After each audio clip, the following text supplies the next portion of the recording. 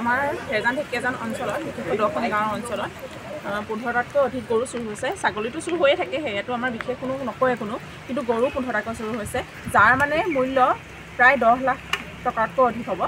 আৰু কেইদিনমানৰ আগত তুলন চাংমাই নামৰ এজন যোনে চুৰ কৰিছে, তেওঁ চুৰ কৰা মানুহ এজনক পুলিচে ধৰিছে। আৰু তেওঁৰ স্বীকাৰোক্তিৰ মতে আমাৰ হাল্লিবাৰী কোলামাটিৰ অৱনী চেতিয়াৰ বৰপুত্ৰ মানস চেতিয়া নামৰ যোনজন আছে তেওঁৰ পুত্ৰ, তেওঁ নাম কাঢ়িছে আৰু তেওঁ এতিয়া বৰ্তমান ইয়ালৈ আনিছে। আৰু আমাৰ দাবী এইখিনিয়ে যে আমাৰ অঞ্চলত হয়তো আৰু কোনোবা থাকিব পাৰে, তো তেওঁলোককো যাতে ধৰে আৰু আমাৰ এই জনসাধাৰণৰ যি খেতি প্ৰধান ৰাইজ হয়, যিয়ে খেতিৰ ওপৰতে অকল নিৰ্ভৰশীল কৰিছে, তেওঁলোকক যাতে এক ভাল মানে সঠিক যাতে তেওঁলোকে এটা সমাধান পায় আৰু তেওঁলোকৰ কাৰণে যাতে কাম কৰে। ঠিক আছে,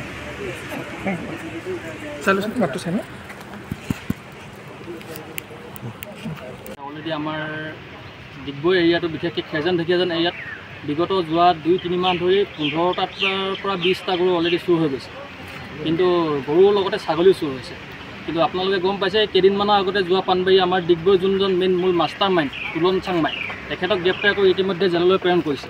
আৰু তেখেতৰ ষ্টেটমেণ্ট মতে আমাৰ খেৰজান আৰু ঢেকিয়াজান অঞ্চলৰ 2জন ছাছপেক্ট, 2জনৰ নাম তেখেতে কৈ থৈ গৈছে, কিন্তু এজনক পুলিচে গ্ৰেপ্তাৰ কৰি জেললৈ প্ৰেৰণ কৰিলে। কিন্তু যোনজন মেইন আমাৰ তাৰ খেৰজান এৰিয়াৰ মেইন মাষ্টাৰ মাইণ্ড গৰু চোৰৰ ক্ষেত্ৰত কিন্তু মানস চেতিয়া, তেখেতক আজিলৈকে যোৱাকালিলৈকে পুলিচে গ্ৰেপ্তাৰ কৰা নাছিলে।